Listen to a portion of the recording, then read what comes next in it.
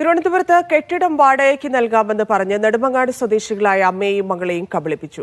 കഴിഞ്ഞ 56 ദിവസമായി വെള്ളവും വെളിച്ചവും ഇല്ലാത്ത വീട്ടിൽ കഴിയുകയാണ് പ്രായമായ നസീറയും മകൾ നെവിനും.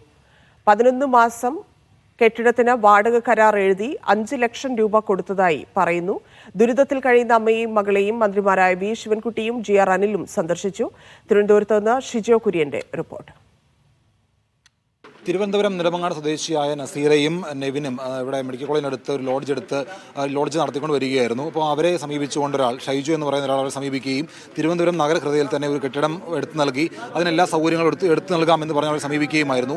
എന്നാൽ കഴിഞ്ഞ 2 മാസം മുമ്പ് ഈ പറയുന്ന പൈസയും എല്ലാം കൊടുത്തിരുന്നു. പക്ഷേ ആ കെട്ടിടത്തിൻ്റെ പണി പൂർത്തിയായിട്ടില്ല, ഒരു അടിസ്ഥാന സൗകര്യങ്ങളുമില്ല. കഴിഞ്ഞ 56 ദിവസമായിട്ട് ആ കെട്ടിടത്തിന് മുമ്പിൽ ഈ പറയുന്ന ഭക്ഷണം പോലും കഴിക്കാതെ ഇരുട്ടിലും മഴയും വെയിലും എല്ലാം കൊണ്ട് അവർ കഴിയുകയാണ്. ഇപ്പം നസീറയും നെവിനും ചേരുകയാണ്. എന്താണ് ശരിക്കും സംഭവം? ഞങ്ങളുടെ കയ്യിൽ നിന്ന് അഡ്വാൻസ് എമൗണ്ട് 5 ലക്ഷം രൂപ വാങ്ങി പെട്ടെന്ന് പണി തീർത്ത് തരും. പണി തീർത്ത് തന്നതിന് ശേഷം മാത്രം റെന്റ് കൊടുത്ത് മതി എന്ന് പറഞ്ഞു. പക്ഷെ പിന്നെ അയാൾ പണിയും ചെയ്ത് തന്നില്ല. അപ്പോൾ 1 മാസത്തോളം പോയിട്ടും പണി ചെയ്ത് തരുന്നില്ല എന്ന് മനസ്സിലായപ്പോൾ നിങ്ങൾ വാടക എടുത്തിട്ട് ബാക്കി അഡ്വാൻസ് എമൗണ്ട് തരുമെന്ന് പറഞ്ഞപ്പോൾ അഡ്വാൻസും എടുക്കല്ല. 4-5 സ്റ്റാഫുണ്ട്. ആ സ്റ്റാഫിൻ്റെ അടുത്ത് അവനാണ് സാക്ഷി ഒപ്പിട്ടത്. ആ സ്റ്റാഫിൻ്റെ അടുത്ത് ഞാൻ കേട്ട്, മക്കളെ നീ ഇതൊക്കെ എഴുതിയല്ല, എന്തുകൊണ്ട് നീ AC ഹീറ്റർ ഒന്നും ഇതിൽ മെൻഷൻ ചെയ്തില്ല, ഓൾ ഫർണിഷ്ഡ് എന്ന് എഴുതുമ്പം പിന്നെ അതും കൂടി എഴുതണോ അവൻ കേട്ടത് എന്ന് പറഞ്ഞ് അവനാണ് ചതിച്ചത്. അല്ല, അമ്മാവന് സംശയം. ഉമ്മ ഇവിടെ മെഡിക്കൽ കോളേജിൽ ഒരു ലോഡ്ജ് നടത്തുകയായിരുന്നു. അവിടുത്തെ പുതിയൊരു ലോഡ്ജിലേക്ക് ഇവിടേക്ക് അയാൾ തന്നെയാണ് കൊണ്ടുവരുന്നത്. ഇവിടെ എല്ലാ സൗകര്യങ്ങളും ഉണ്ടെന്ന് പറഞ്ഞിട്ടാണ് അവർ സമീപിച്ചത്.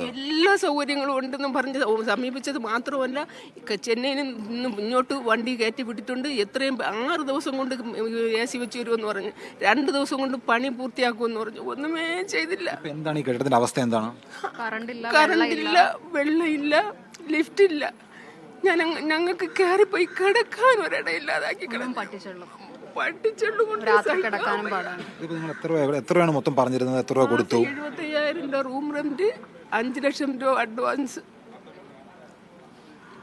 ആ 75,000 രൂപ കൊടുക്കണമെങ്കിൽ അതിന് തക്ക നമ്മുടെ റൂം സ്റ്റുഡൻസിന് കൊടുക്കണ്ടേ, എങ്കിലല്ലേ അവർ വരുള്ളൂ. എന്നാലും കുഴപ്പമില്ല, അത് എടുത്തിട്ടെങ്കിലും ബാക്കി അഡ്വാൻസ് തിരിച്ചു തന്നാൽ മതിയായിരുന്നു. ഇതിപ്പോൾ മന്ത്രിമാരൊക്കെ ഇവിടെ വന്നു, 2 രൂപ നിങ്ങൾക്ക് എല്ലാ ഉറപ്പുകളും നൽകിയിട്ട് പോയി. പക്ഷേ ഇനി ഇപ്പം മുമ്പോട്ട് എന്താണ് ചെയ്യാൻ ഉദ്ദേശിക്കുന്നത് നിങ്ങൾ? ഇപ്പോൾ ഇത്രയും നാൾ ഈ 56 ദിവസങ്ങൾ എന്താണ് ചെയ്തിരുന്നത്? പോലീസിനെ കോൺടാക്ട് ചെയ്യുക, അവരിടയ്ക്കിടയ്ക്ക് ഒന്ന് കറണ്ട് കട്ട് ചെയ്യും, പോലീസ് വന്ന് ശരിയാക്കി തരും. വീണ്ടും ഇത് ഈ പിള്ളേരാണ് ചെയ്യണം. പിള്ളേർ വേറുള്ള പിള്ളേരെ വിട്ട് ചെയ്യിക്കും, മനസ്സിലായ? അവന്മാർക്ക് ഇവിടെ വന്നാൽ പോലീസ് പിടിക്കും. ഇത്തിരിയെങ്കിലും ഭയക്കണ്ടേ അവർക്ക്? അതിനകത്ത് ആളുണ്ട് പോലീസ് സ്റ്റേഷനകത്ത്. അതുകൊണ്ടാണ് ഇത്രയും വിലസണത. ഈ ഷൈജുവിനെ പിന്നീട് എപ്പോഴെങ്കിലും കോൺടാക്ട് ചെയ്യാനോ എന്തെങ്കിലും നോക്കിയിരുന്നു? എന്താണ് പറയുന്നത്? 100,000 പ്രാവശ്യം വിളിച്ചിട്ടുണ്ട്. അവൻ എടുക്കത്തേ ഇല്ല. ഉടനെ അവൻ്റെ സ്റ്റാഫിനെ വിളിച്ച് പറയും എന്നെ ശല്യം ചേരുന്നു പറയണം അവളുടെ അടുത്ത്. അവന്മാർ പറയും നിങ്ങൾ എന്തിനാ അവരെ വിളിക്കുന്നത്?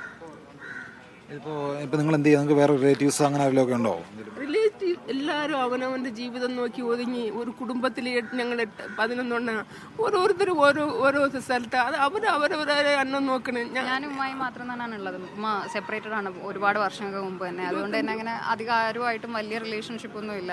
എനിക്ക് കൂടുതൽ ഇപ്പോൾ എൻ്റെ കല്യാണത്തിന് പോലും ഫ്രണ്ട്സും ഒക്കെ ടീച്ചേഴ്സൊക്കെയാണ് വന്നിട്ടുണ്ടായിരുന്നത്. വരുമാനമാണ് ഒരു വരുമാനമാർഗ്ഗമാണ് മുമ്പിൽ മുട്ടി നിൽക്കുന്നതല്ലേ? വരുമാനമാർഗ്ഗം മാത്രമല്ല, എൻ്റെ പഠിത്തവും എല്ലാം ഹോളിലാണ്. എന്താ പഠിക്കുന്നത്? ഞാൻ PhD സ്കോളറാണ്. അപ്പോൾ എൻ്റെ തീസിസ് എഴുതാനോ ഡേറ്റ് ചെയ്യാനോ ഒന്നിനും പറ്റില്ല. അവസ്ഥയിലാണ്. അതെ. ഒരു ഉപജീവനമാർഗ്ഗം നഷ്ടപ്പെട്ട് ഇനി എന്ത് ചെയ്യുമെന്നറിയാതെ നിൽക്കുകയാണ് നസീറയും നെവിനും. ഇവർ ഒരു ഹോം സ്റ്റേ നടത്തുകയായിരുന്നു. ആ പുതിയൊരു ഹോം സ്റ്റേ ഇവിടെ നടത്താമെന്ന് പറഞ്ഞുകൊണ്ടാണ് ഷൈജു ഇവരെ സമീപിച്ചത്. എന്നാൽ ഈ ഹോം സ്റ്റേ നൽകിയത് മാത്രമല്ല, അവിടെ ഒരു സൗകര്യം പോലും ഇല്ലാതെയാണ് ഇവർക്ക് ഈ കെട്ടിടം നൽകിയിട്ടുള്ളത്. ഭക്ഷണം പോലും കഴിക്കാതെ കുറേ ദിവസങ്ങളായിട്ട് ഇവരുടെ കഴിയുകയാണ്. ആ വേദനയാണ് ഇവർ പങ്കുവെച്ചത്. ഉണ്ണി പാലാടിക്കൊപ്പം തിരുവനന്തപുരത്ത് നിന്ന് ഷിജോ കുര്യൻ, മീഡിയ 1.